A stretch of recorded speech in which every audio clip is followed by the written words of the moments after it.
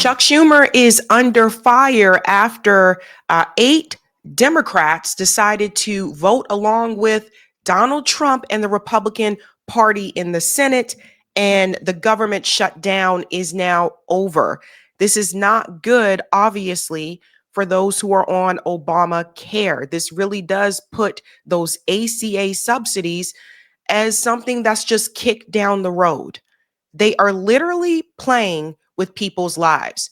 So a lot of people are coming after Chuck Schumer, including Congress member Khanna. Khanna is coming after Chuck Schumer and is demanding that Chuck Schumer resigns. Now, we have seen this before. It was under the Biden administration where Joe Manchin and Kyrsten Sinema were the rotating villains. This time, it's 8 other senators that have become the rotating villain for this ploy here. Chuck Schumer not having a good week. Let's go ahead and get into it. Now, he announced that he was going to be voting no, but I'm going to explain to you why his no vote alone is not enough. Let's get into it. For months and months, Democrats have been fighting to get the Senate to address the health care crisis. This bill does nothing to ensure that that crisis is addressed. I am voting no, and I will keep fighting. Okay, so here's the problem, though, folks. You see, Chuck Schumer said he would vote no on that bill and keep fighting. So if Chuck Schumer was against the bill, why did he allow that bill to come to the floor for a vote?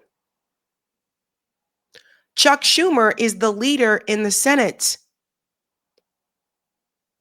Chuck Schumer allowed those 8 Democrats, and we'll show you who they are, allowed those 8 Democrats who were voting along with the Republican Party to bring it to a vote. So once again, this is an example of something that Chuck Schumer could have stopped because of the position that he's in, and he chose not to. It's the classic case of the rotating villain. And this is why I continue to say the Democratic Party is not a truly oppositional party. This is controlled opposition. It makes it look like they are fighting for you, only to find an excuse, whether it's a rotating villain or maybe some clause or whatever, as to the reason why they had to cave in. This is the second time under Trump's administration that Chuck Schumer has done something like this caving in. And now we're talking about Americans having their health care at risk, in jeopardy, because they like to play politics in DC. This is a win for Donald Trump. This is not a win for the Democratic Party, and it's not a win for the American people. And if you're one of the people that's on Obamacare and you're in one of the red states, as I told you before, the states that receive less funding, it's going to impact you even more. So here we are, folks. Now, I want to show you something that James Lee said. This happened late last night. This vote happened, and people are losing their shit, and rightfully so. This is absolutely abhorrent. Now we know the whole government shutdown thing was always just a big ploy. Let me explain. So first, the news just broke that the longest ever government shutdown is finally coming to an end. They're saying that the broad framework for this agreement was negotiated by Senator Angus King, Jeanne Shaheen, and Maggie Hassan, as well as GOP senators, has now, quote, more than enough members of the Senate Democratic Caucus to advance, according to 2 people granted anonymity to disclose the terms. So then I went to research what was so different about this new bill, and the answer is absolutely nothing. They say that this deal is a pragmatic off-ramp from the initial stalemate, a quote-unquote cleaner CR with some wins for both sides, but it largely kicks the core fights, ACA subsidies, Medicaid cuts down the road without resolution. Without resolution.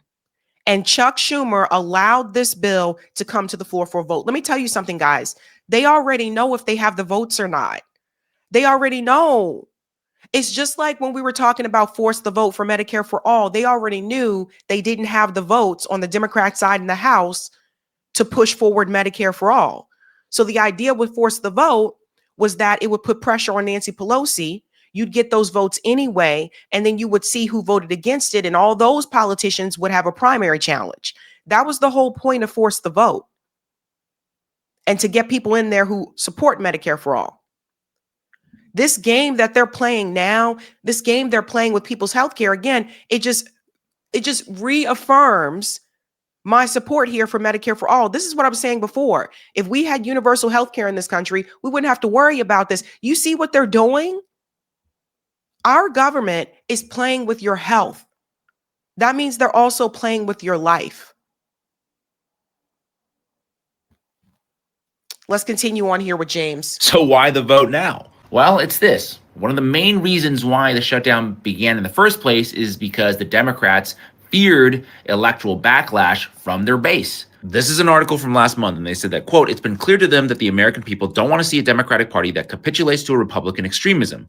They want a party that stands up for people's health care, that stands up for our democracy, and that's what they're doing now. And that message worked brilliantly for the Democrats. They absolutely shellacked the Republicans in the elections last week. And now Democrats who won their elections last week are coming out and saying, yeah, they can be done with this government shutdown now. Yeah, that big fight over healthcare, yeah, that is not even in this new bill. So we had a 40-day government shutdown, air traffic, a complete mess, massive bread lines across the country for absolutely no reason. Okay, it's all a freaking game to these scumbags, and the American people are always the one to suffer. That's the sad part about it. So they basically had people standing in bread lines that didn't have to stand in bread lines before. No one should go hungry in this country at all, if you ask in my opinion. But they had people stand in bread lines, all of that for nothing. All of this for nothing. They didn't even get the Obamacare subsidies. So again, it's controlled opposition. Blakely put this so well as about the rotating villain. I want to show you guys this as well, because people are just not falling for this anymore. There's certain times when you can point your fingers and you can say it's the Republicans' fault, or we just didn't have enough votes. But this is not one of those times. And I do want to argue this: people need to also realize that the Democratic Party could have abolished the filibuster a long time ago. They don't want to because that's not what their donors want them to do. That's what people have to get through to their heads. They are working for their donors. Their donors want them to do certain things. Their donors, especially those who take money from big pharma, they don't want the American people to have any breaks on healthcare. It's a business model for them. So it all goes back to the money. Over the last 10 years, as the feckless, spineless, loser, failure Democrats have sold out their constituencies time and time again. Oftentimes, you'll hear them making excuses such as, but Trump, we're not in the majority, but we don't have any leverage. And they make these excuses because Democrats love nothing more than surrendering. They love capitulating and being complicit with the Republicans. And for the last 10 years, Democratic and liberal voters have been accepting their fucking endless excuses. And I'm wondering, are you guys finally there yet?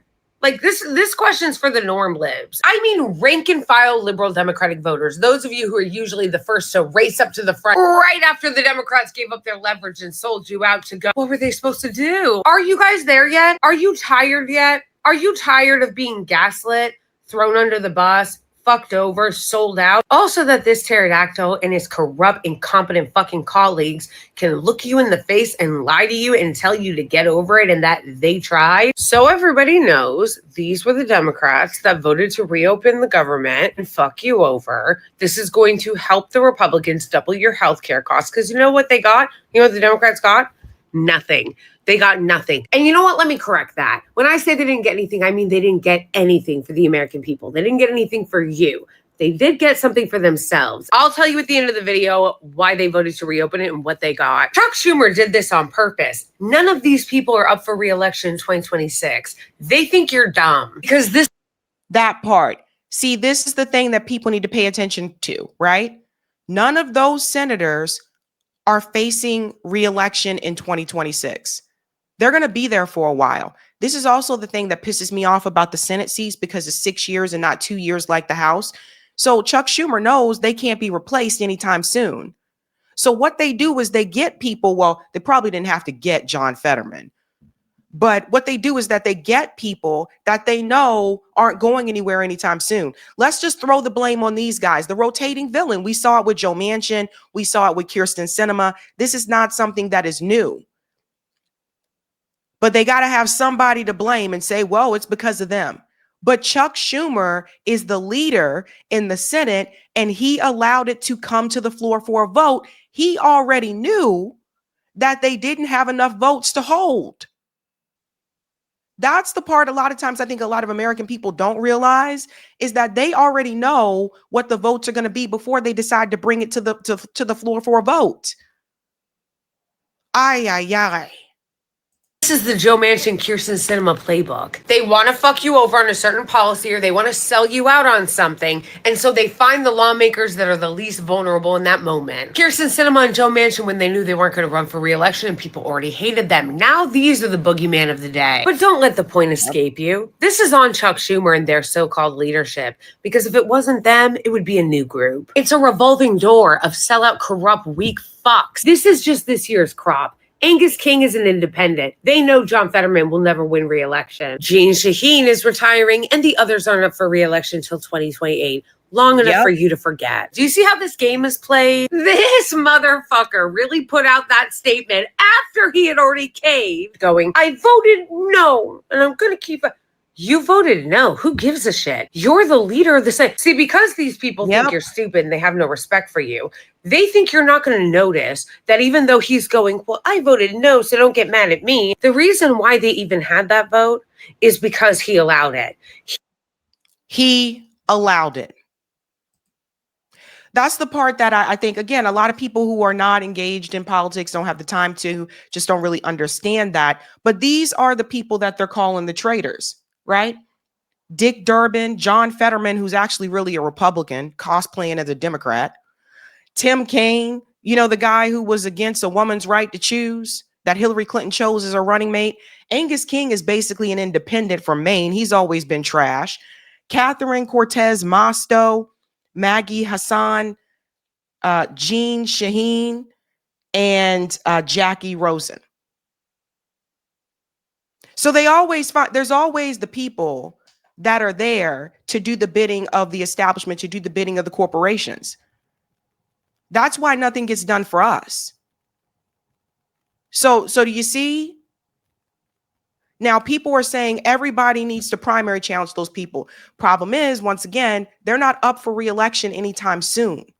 That's how this game is played. If anything, there should be mass amounts of pressure put on those politicians to get them to resign. And I don't even know if at this point, if that would even work. These people are bought and paid for. I want to show you some of the responses that came from people. Like I said, Chuck Schumer is not going to have a good day.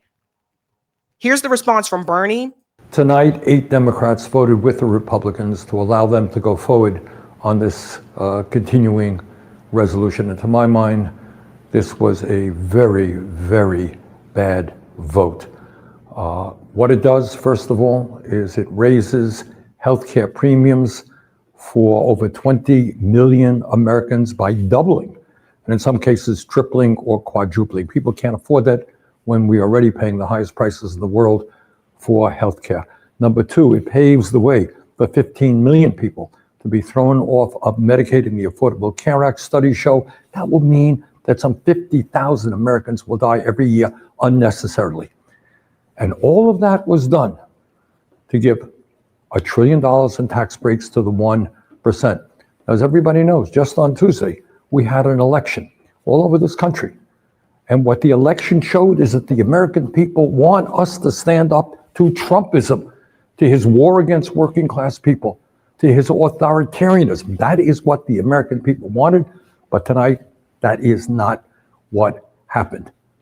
So we've got to go forward, do the best that we can to try to protect working class people, to make sure that the United States not only does not throw people off of health care, but ends the absurdity of being the only major country on earth that doesn't guarantee health care to all people. We got a lot of work to do. But to be honest with you, tonight was not a good night. Thank you. Bernie knows that Bernie knows how this game is played. Don't forget, he's a player in the game too. Obviously, he didn't go against, he didn't support what those 8 Democrats did, but he knows how this game works. These are the rotating villains. Same thing with Chris Murphy. Everybody's putting these videos out after the vote because they know their constituents are going to ask them about, especially Chris Murphy, who's in Connecticut, not too far from me. They know that the constituents are going to ask what the hell is going on. So everybody got these videos that they're putting out. Here's Chris Murphy. The vote hasn't closed, but it looks like 8 Democrats have joined Republicans to vote for a temporary reopening of the government for about 2 months, but a bill with no protections to stop the coming healthcare disaster in this country caused by Donald Trump's premium increases, nor any provisions to meaningfully stop Trump's corruption and his illegality. You can see how tired I am. I've been here all weekend. I've been working throughout the past few weeks to try to prevent this moment. After the elections on Tuesday, it just became absolutely clear that the American people do not want Democrats to be bullied into submission. They want Democrats to fight for their health care. They want Democrats to fight Trump's illegality. Bullies gain power when righteous people yield in the face of their wrongdoing. I didn't want this shutdown. I want it to end, but not at any cost. And of course, I wish that there was a path to saving this democracy and saving people's health care that didn't involve pain. This shutdown hurt. It did. But unfortunately, I don't think there is a way to save this country, to save our democracy, without there being some difficult, hard moments along the way. The people came out on Tuesday in huge numbers. And yes, it was a referendum on Trump, but it was also a referendum on us. And I think there's going to be a lot of very angry people out there in this country. I know there will be a lot of angry people out there in this country, having watched just a handful of Democrats join with Republicans. And we still have fights ahead where we've got to be able to unite as Democrats. This won't be the only consequential moment between now and next November. But there's no way to defend this. And you are right to be angry about it. I'm angry about it. And I'm just going to get up tomorrow and go to work to try to convince all of my colleagues that this is a unique moment and the necessity to stand and fight, even when it's hard, even when it involves pain, is necessary, more necessary today than at any point during any. So let me just say something here, because here's the thing.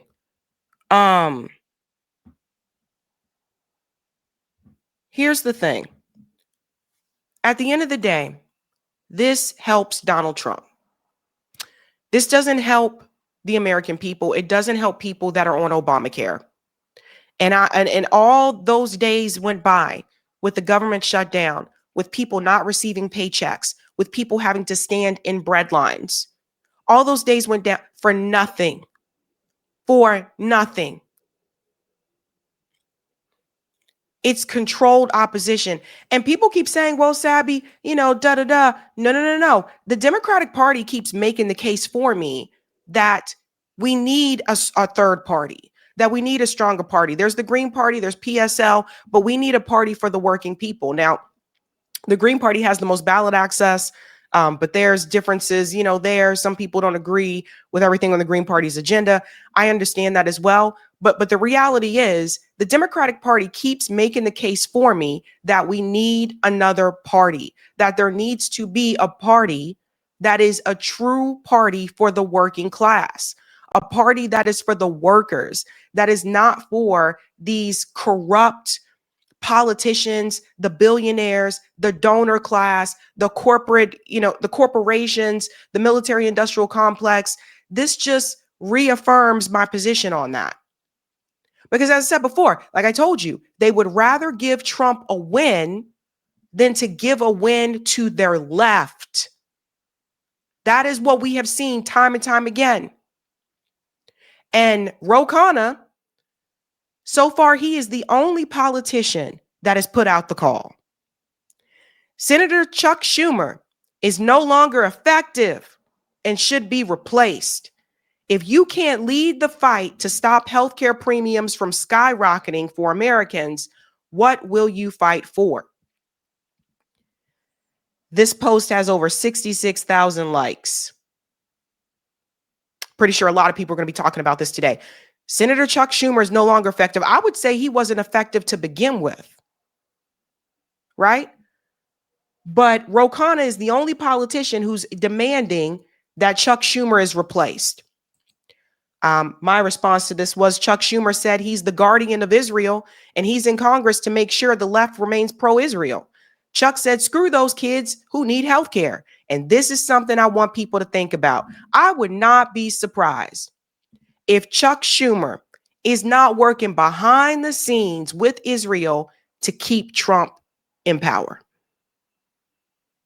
Why? Because again, Chuck is the guardian of Israel. If Chuck Schumer had to choose between the American people and making sure that Israel gets everything that it wants, Chuck Schumer is going to choose Israel.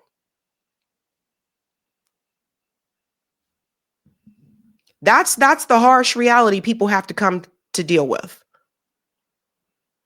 So I would not be surprised if Chuck Schumer behind the scenes somewhere working together with Israel to make sure that Trump stays where he is, to make sure that they get those wins. Because his job, as he told you in the interview, his job was to make sure that the left remains pro-Israel. That's his job. His job is not to make sure that you get health care. His job is not to make sure that you get those gains with the Obamacare subsidies. That's not his job. His job, as he said in that interview, is to make sure that the left remains pro-Israel. So, ladies and gentlemen, you have an op. Chuck Schumer is controlled opposition. That's what he is. He's not really there to work for you. You're not his priority. Israel is his priority. Those aren't my words. Those are his. He lets you know. Controlled opposition. Even on MSNBC, they shut it down. To me, this idea of left or right or more progressive on ACA subsidies, almost 80% of Americans want the subsidies to continue. That's not left or right. That's right and wrong. So almost 60% of Republicans want the ACA subsidies to continue. Chuck Schumer should have negotiated a better deal. He should have been in the public more. He's not a bad guy, any stretch. He's just not the right person at the right time. We're going through a different time. We're dealing with a GOP that's an anti-democratic movement. They don't care what the American people think on an issue like this. So I think, honestly, this is the end of Chuck Schumer as we go forward. What do you think of that, Anthony?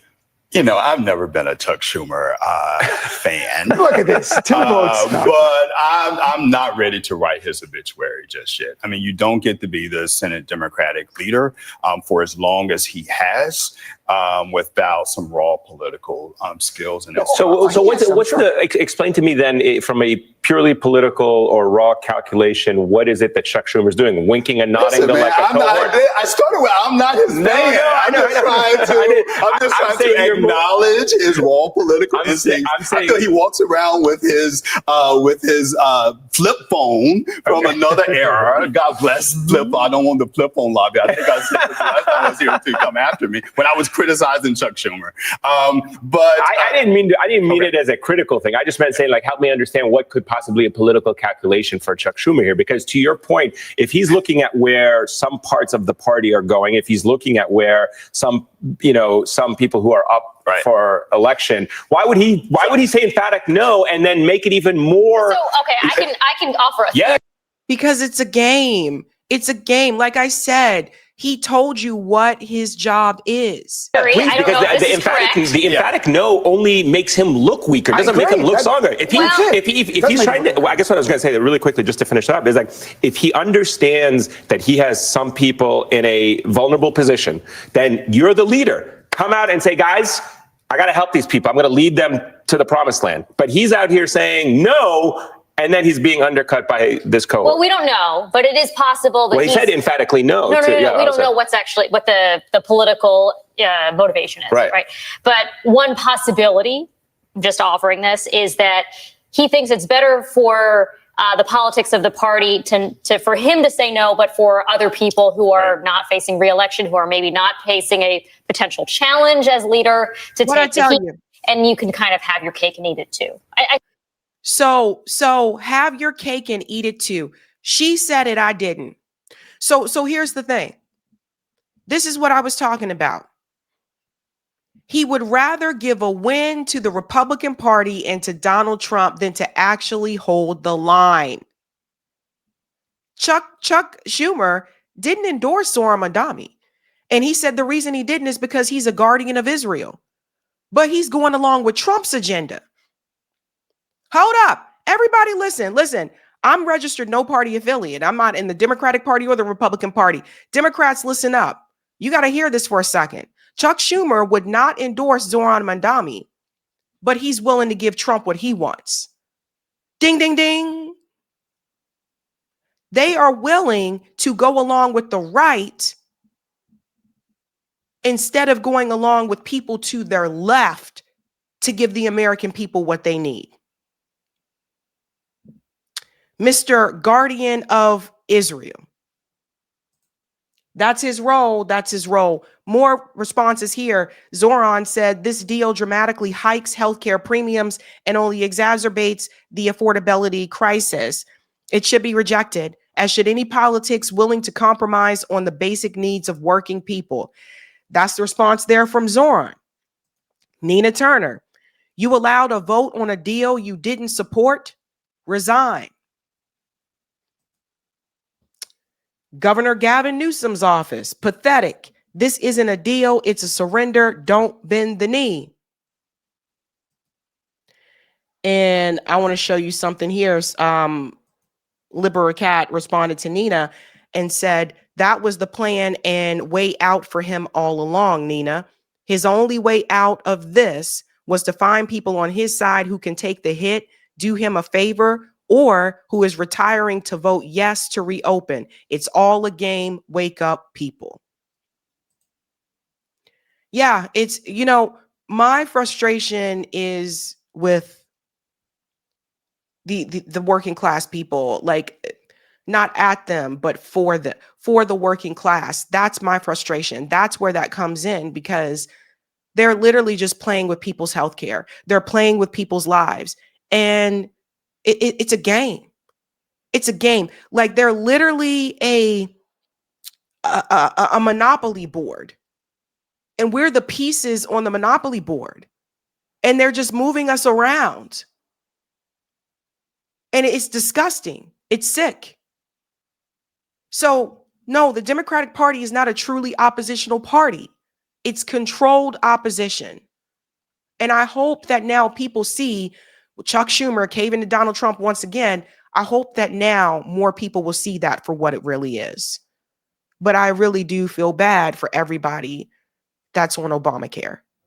Hey guys, this was a Sabby clip. If you like what you saw, hit that like button and subscribe.